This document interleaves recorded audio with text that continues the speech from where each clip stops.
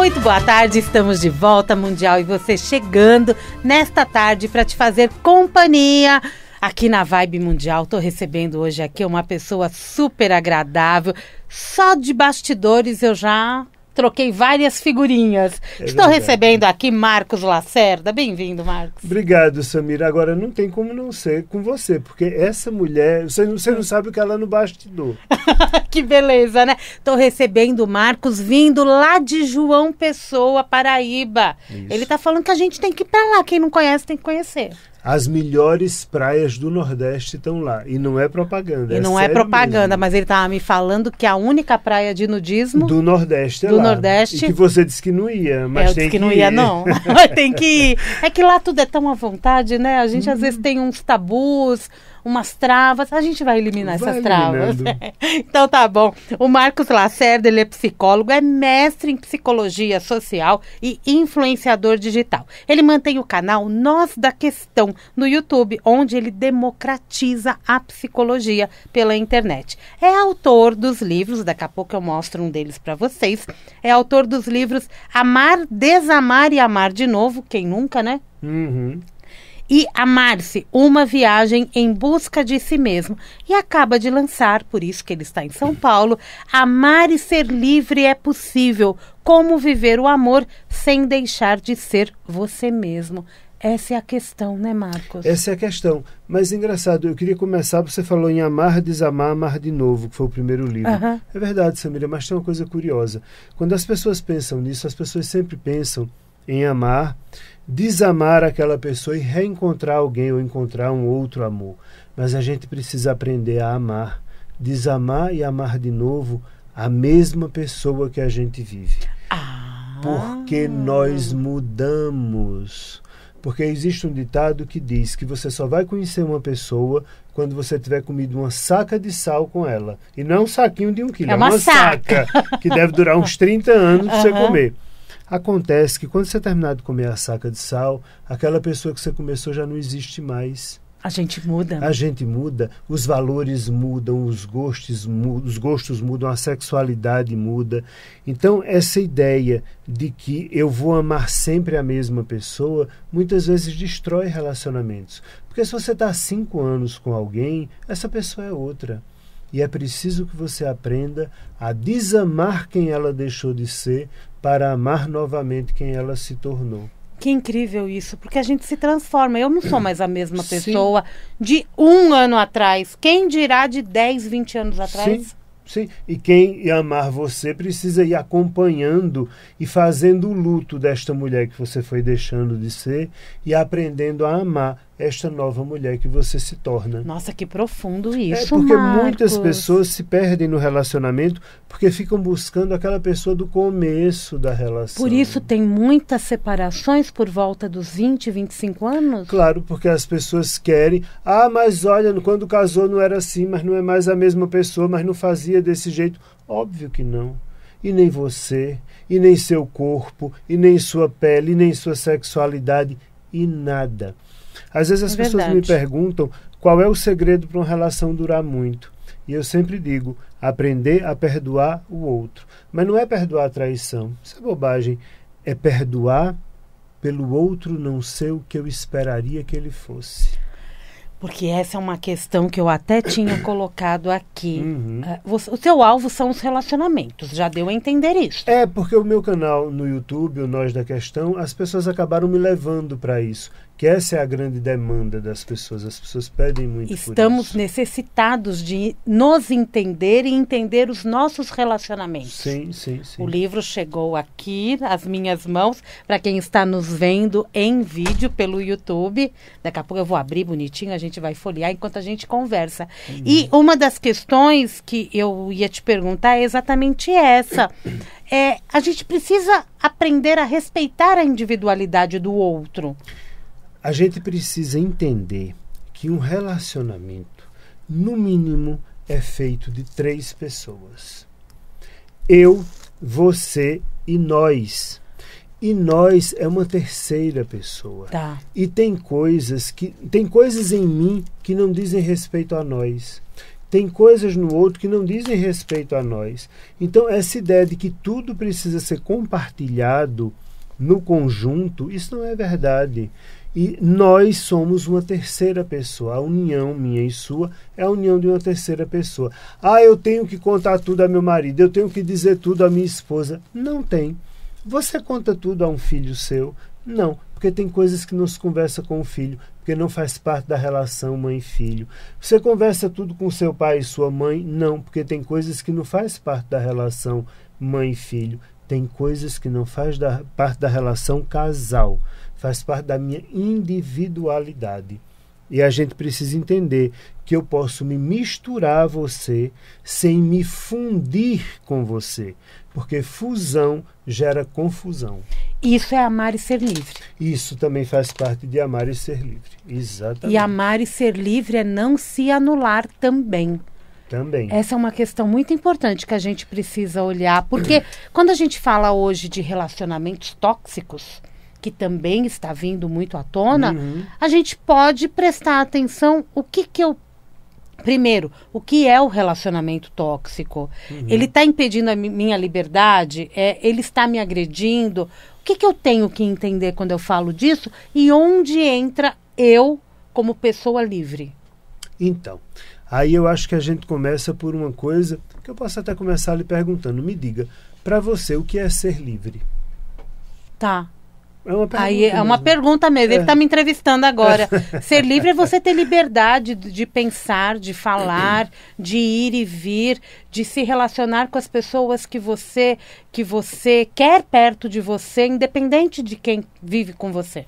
Isso faz parte da liberdade, mas tem uma definição de liberdade que eu gosto mais, que é a seguinte. Uma pessoa verdadeiramente livre é aquela que escolhe em qual jaula quer estar preso. Isso é profundo demais. Mas é verdade, porque sempre haverá uma jaula, porque eu sempre terei limites. Não importa o que eu escolha. Agora, o importante é que eu esteja na jaula que eu escolhi, e não na jaula que a sociedade me colocou, ou que o meu marido me colocou, ou que a minha esposa me colocou. Eu estou vivendo nessa jaula porque eu quero. Porque na hora que eu decido ser de todo mundo e todo mundo me quer bem, isso acaba sendo uma jaula também, porque eu perco uma série de outras coisas. Na hora que eu abro mão para estar só com uma pessoa monogamicamente, sim, é uma jaula. Eu abro mão de muitas outras coisas. Isso não importa. O que importa é que eu escolha em qual jaula eu quero estar. Então, o importante é a minha escolha. É a minha escolha. E para isso, eu preciso saber quem eu sou. Porque muitas vezes a gente pensa que sabe quem a gente é, mas a gente é o que disseram que a gente deveria ser. Sim. E não que... Um exemplo simples. Eu tive uma paciente certa vez que ela amava muito o pai dela, ela amava profundamente esse pai. E o pai dela faleceu e ela chegou na terapia muito confusa, dizendo, eu estou confusa, eu acho que eu não amava meu pai, porque eu não derramei uma lágrima no velório do meu pai. Ela estava destruída emocionalmente, mas ela não chorou. Acontece que chorar não era a forma dela de expressar a dor dela. Só que nos ensinam que se quem eu amo morre, eu choro. E se eu não choro, é porque eu não amo. E se eu não choro, é porque eu acho que eu não amo. E dá um tilt na minha mente. Dá um tilt na cabeça. Como ensinam que todas as mulheres querem ser mãe.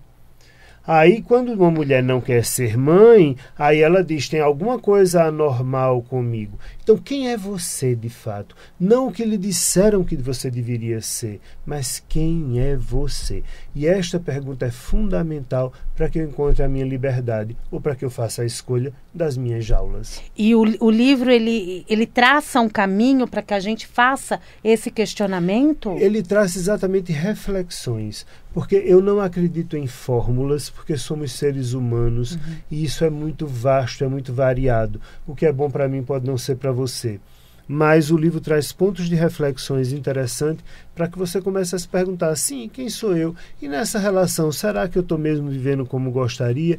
Que técnicas eu poderia usar aqui para ver isso ou não?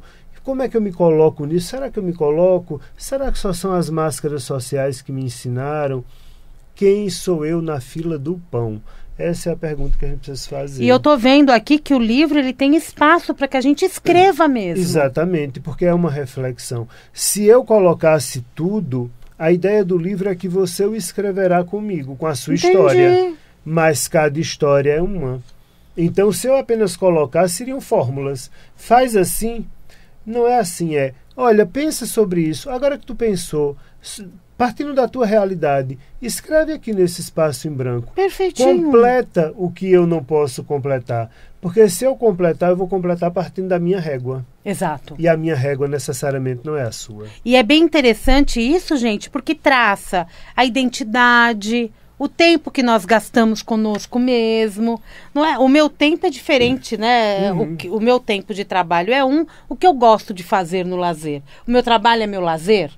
Eu me relaciono bem com o meu trabalho. Sim. Assim como você com o seu. Sim. Mas a gente precisa buscar prazer nisso também. Precisa.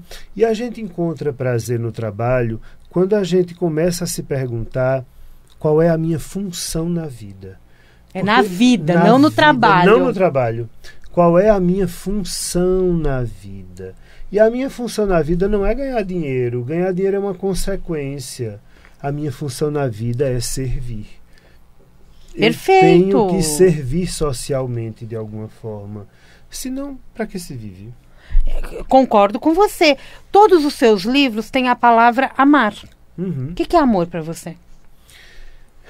Amor para mim é o sentido da vida. Eu não consigo imaginar a vida sem amor. Eu gosto muito das pessoas.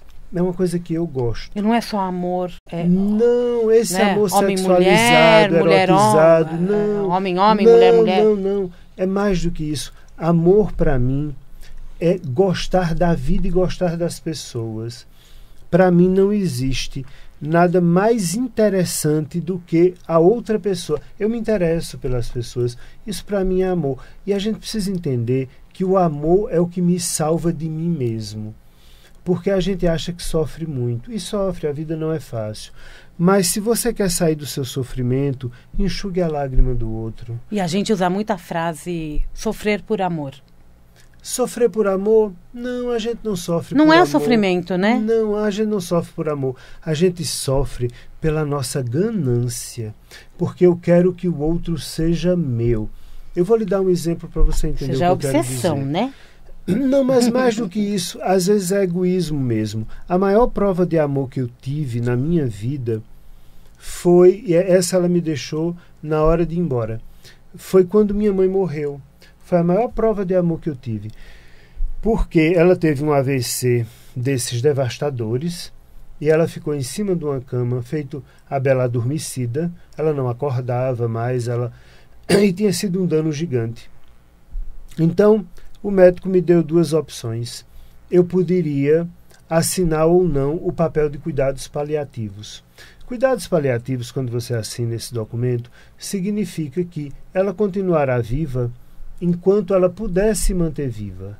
Se ela não puder se manter viva, ninguém vai estar dando choque nela, vai estar ressuscitando ela, vai estar fazendo nada disso. E eu assinei esse papel. É o tempo dela. É o tempo dela. E eu assinei. E para mim eu assinei como uma prova de profundo amor. Foi o papel mais difícil que eu já assinei na minha vida, certamente. Eu tenho certeza. Mas assim, era como se eu dissesse, meu amor, se você precisa ir, vá. Vá, eu fico. Eu ficarei sem você.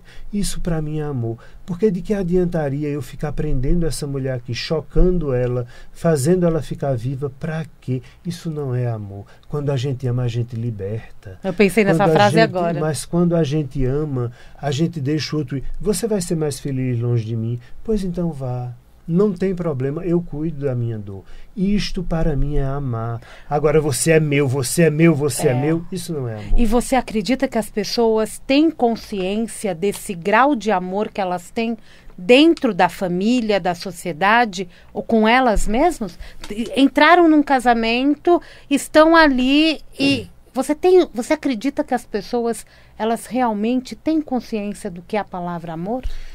Não, porque elas não se casam com o outro. Elas se casam com uma fantasia que elas fazem do outro. Tanto que hoje em dia as pessoas encontram alguém e me casei. Pronto. Não é como se fosse uma tela em branco e eu colasse nessa tela todas as minhas expectativas. Aí daqui a 3 meses me separei, não estou mais casado, porque as expectativas começam a ruir. Eu preciso ver o outro tal como o outro é. O outro não é as minhas expectativas, o outro não é quem eu gostaria, o outro não nasceu para atender às minhas necessidades estéticas, sexuais, não é nada disso. Se você casa para ser feliz, não case. Case para fazer o outro feliz. E aí faz mais sentido. Porque aí você consegue a sua felicidade no outro. Definitivamente eu me salvo no outro. Aí que entra o eu, o você e o nós. Exatamente isso. Perfeito, aí né? Fecha o círculo. Eu tô dando uma passeada aqui pelo livro e eu achei a gaiola de 3 pontas. O que é esse método gaiola de 3 pontas? São papéis que a gente muitas vezes assume dentro do relacionamento. E nós vamos assumindo os diferentes papéis. Papel de salvador, papel de vítima, papel de perseguidor. Então, é preciso que a gente comece a identificar, às vezes, nas discussões, que papel eu estou assumindo. E qual o melhor papel? O melhor papel é que são substituir esses papéis por outros que vão vir aí na frente depois, mas é importante que a gente assuma o papel do adulto. E esse nós temos dificuldade de assumir. Porque somos infantis por natureza. Profundamente. E às vezes, trocando esses papéis que estão no livro, às vezes a gente assume o papel ou do pai, do outro, ou de uma criança que está falando com o pai, e raramente do adulto. Aí fica uma grande ligação cruzada, onde você tem a criança que fala com o pai que responde à criança. Raramente é adulto falando com adulto. E é preciso que a gente comece a desenvolver isso, porque isso também faz parte do amar e ser livre. E quando tem 2 crianças conversando ou 2 adultos conversando, eles se entendem melhor do que quando tem um adulto e uma criança? Não, porque... Bom, depende da situação. Depende da situação. Vou dar um exemplo simples. É óbvio que depende da situação. Se eu estiver falando de coisa séria, não cabe uma criança. Porque é difícil, né? O adulto e a criança. Não, aí não vai dar. Mas, criança, nós, adultos, crianças. Né? A gente assumindo o papel. Mas dá para ser 2 crianças, mas depende da hora. Por exemplo, quer ver uma hora que as crianças aparecem? Sexo. Sexo é brincadeira de adulto. Quando a gente é criança, a gente brinca de outras coisas. Quando a gente cresce, a gente brinca de sexo. Mas no sexo, mas no sexo a gente infantiliza o outro. Tanto que a gente bota nome. Né? Bota nome nos genitais. Olha a popotinha. Cadê o patinho? Cadê aí infantiliza. Infantiliza. Mas aí são 2 crianças brincando. E tá ok. E tudo bem. Porque dá para brincar aí. Agora, porque fica divertido. Fica divertido. Agora, vamos comprar uma casa. Não, tem que ser 2 adultos falando. Não dá para ser uma...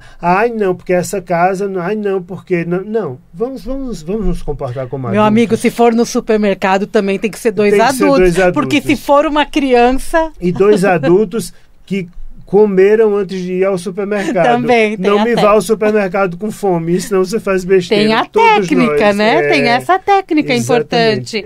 Então nós temos aí alguns exercícios para trabalhar o perseguidor, a vítima e o salvador. Isso, e outros tantos.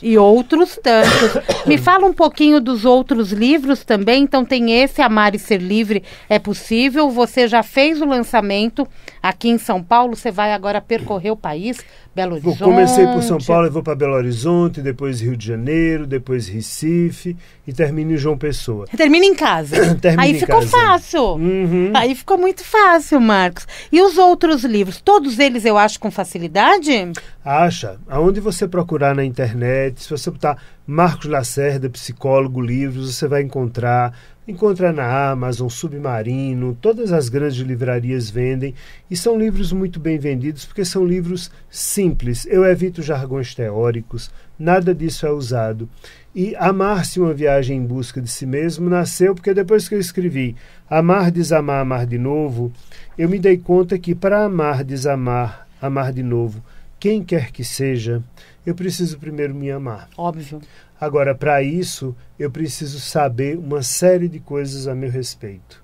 Né? Porque nós somos, desde muito cedo, ensinados a não sermos nós mesmos.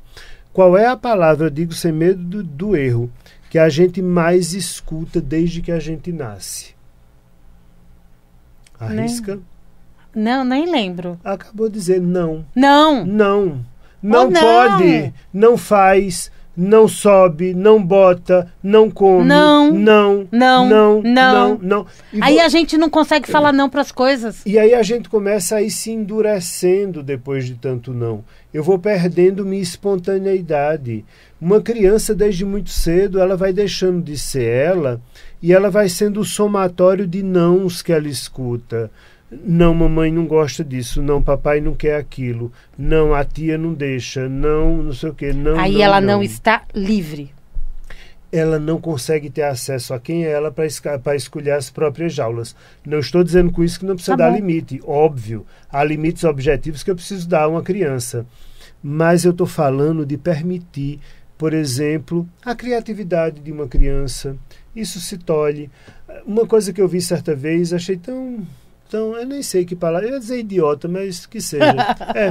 Eu vi certa vez um pai brigar com uma criança porque ele estava pintando uns desenhos e o pai disse, qual é a cor que você mais gosta? E aí ele pegou o lápis rosa e disse esse. Não, você não pode gostar dessa cor, essa não é a cor que você mais gosta. A cor que você mais gosta é essa. O azul. E deu um lápis azul ao menino. Gente, o menino não sabe nem o que é rosa nem azul, é apenas um estímulo visual. Ou seja, nós moldamos as crianças e fazemos elas perderem muito da identidade delas. Aí elas se perdem no meio do caminho. Se perdem, mas aí há uma vingança. Há uma vingança, claro. Porque se você observar quais são as duas pontas mais maltratadas da sociedade, a criança e o velho. Ninguém dá atenção à criança, ninguém dá ouvido à criança. Velho também não vale nada, velho não pode nem ter sexualidade, velho é para ficar dentro de casa. Se você observar, parece uma grande vingança. A criança que cresceu passa a tratar aquele adulto que envelheceu como era tratado quando era criança. E aí vira um círculo vicioso. Aí a vingança. Então, assim, eu não pude ser quem eu queria quando eu era criança. Agora, depois de velho, você também não vai ser. Fique no seu canto, como eu tive que ficar no meu. Entendi. Então, quer ter uma boa velhice? Trate bem suas crianças. Comece agora, né? Comece agora. E normalmente, quando chega na melhor idade, trata muito bem as crianças. Mas no meio do caminho a gente é tão ocupado que parece que não tem paciência. Exatamente. E aí a criança também não vai ter com os velhinhos. Portanto, é possível amar e ser livre, né? A resposta é possível, essa. Sim. E aqui, eu seguindo os exercícios, fazendo as reflexões que você nos orienta, lá no final tem um QR Code. O que eu encontro aqui? Eu sou curiosa. Você vai ter que abrir para dizer que eu não vou lhe dizer uma surpresa. Mas é um encontro com você mesmo? Maravilha! Vamos lá, deixa eu falar uma coisa aqui também. O Nós da Questão no canal do YouTube... Ele fala só de relacionamento hoje? Não, ele fala de tudo, mas a questão é que relacionamento é o que as pessoas mais buscam. A gente se relaciona, né, na vida. As pessoas me pedem muito isso. Então o canal foi tomando a direção. Eu recebo mais de 100 e-mails por semana e a maioria desses e-mails é relacionamento, eu fui traído, eu fui deixado, eu estou sofrendo, eu estou não sei o quê. E isso é uma coisa que é preciso a gente reaprender também. É uma dor. Mas é preciso reaprender a sofrer. Porque a gente acha que não pode mais sofrer, ninguém quer mais sofrer na vida. É preciso sofrer. A gente tem que ser sempre alegre, né? Não tem. A vida é feita de sofrimento. E tá tudo certo. Tá tudo certo. Qual o canal do YouTube? Nós da Questão. Nós da Questão. Você vai lá, você vai encontrar muitos vídeos sobre muitas coisas e a gente troca ideia. E tem as lives também, são quinzenais, onde as pessoas podem me perguntar o que quiser e são divertidíssimas. E vamos aprender a nos relacionar, em especial com nós mesmos. Eu acho que esse é o mais importante. Porque se a gente tem muita dúvida, é porque não começou aqui dentro. Sim. Essa é uma questão importante. E sobretudo porque a gente está sempre esperando que o outro mude. Seja você a mudança que você quer. Porque a única forma de eu mudar o outro é se eu mudar o meu comportamento. Na hora que eu mudo, eu altero o outro. Por exemplo, se eu começasse agora a lhe destratar aqui, a tratar você grosseiramente, você me trataria mal. Ou seja, eu alteraria o seu comportamento alterando o meu. Se isso vale para o negativo, vale para o positivo. É verdade, Marcos. Mas isso não vai acontecer, porque a gente entrou em sintonia aqui. Quem quiser seguir o Marcos Lacerda também pelo Instagram, @MR Marcos Lacerda. MR Marcos Lacerda. Obrigada, viu, querido? Obrigada a você. Que papo gostoso. Foi. É bom falar de relacionamento, falar da gente, né? E eu ainda vou convencer ela a ir para a praia de nudismo, prometo. Ele promete. Vamos ver até onde vai isso. Mundial e você vai ficando por aqui. Eu volto daqui a pouquinho. Tem Jornal da Boa Notícia. Amanhã, 16h30, tem Mundial e você. Um grande beijo e até lá.